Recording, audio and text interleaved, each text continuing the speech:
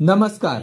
स्त्री व स्पाऊस स्पर्धा चालू होणार असते, त्यासाठी सर्व स्पर्धकांना वरती बोलावलं जातं, त्यांना तिथे बसवलं जातं। सगळे स्पर्धक बसलेले असतात, सगळे खुश असतात की आता स्पर्धेत नेमकं काय होणार आहे, कसली स्पर्धा आहे, कशी होणार आहे त्याचा सगळे विचार करत असतात। त्यावेळी आयोजक म्हणतो, एक काम करा, आता एकमेकांना तुम्ही भेटून घ्या। त्यावेळी जानकी आणि अवंतिका समोरासमोर येतात, एकमेकींना कडकडून मिठी मारतात। त्यानंतर ऐश्वर्या आणि जानकी भेटायला येतात। ऐश्वर्या जानकीकडे हात पुढे करते, जानकी सुद्धा ऐश्वर्याचा हात पकडते। दोघीही भेटतात आणि ऐश्वर्याच्या लक्षात येतं की जानकी ही खेळण्यासाठी आलेली आहे आणि ते बघता बघता जानकीच्या सुद्धा लक्षात येतं की ऐश्वर्याच्या बोटाला काहीतरी लागलेलं आहे, तिचा बोट बहुतेक कापलेला आहे।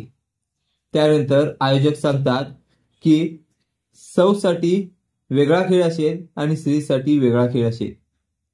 त्यानंतर सौसाठी असणारा खेळ पहिला खेळला जातो। त्यासाठी आयोजक म्हणतात, सगळ्या सौना एक एक पदार्थ बनवून दाखवायचा आहे। त्यानंतर प्रत्येकीसाठी एक एक पदार्थ सांगितला जातो आणि प्रत्येक जण आपापला पदार्थ बनवायला सुरुवात करतात। ते बघून सारंग डोक्यावर हात मारतो आणि म्हणतो, आता या ऐश्वर्याला कोणता पदार्थ बनवता येणार आहे, तिने कोणता पदार्थ बनवलाय, हिला कसा पदार्थ जमणार, ही या स्पर्धेचा नक्कीच खेळखंडोबा करणार आहे।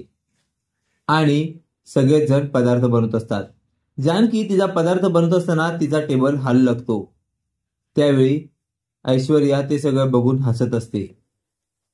जानकी विचार करत असते की हा टेबल का हलतोय, पण तो टेबल ऐश्वर्याने पहिल्यांदाच कापून ठेवलेला असतो, त्यामुळे तो हलत असतो।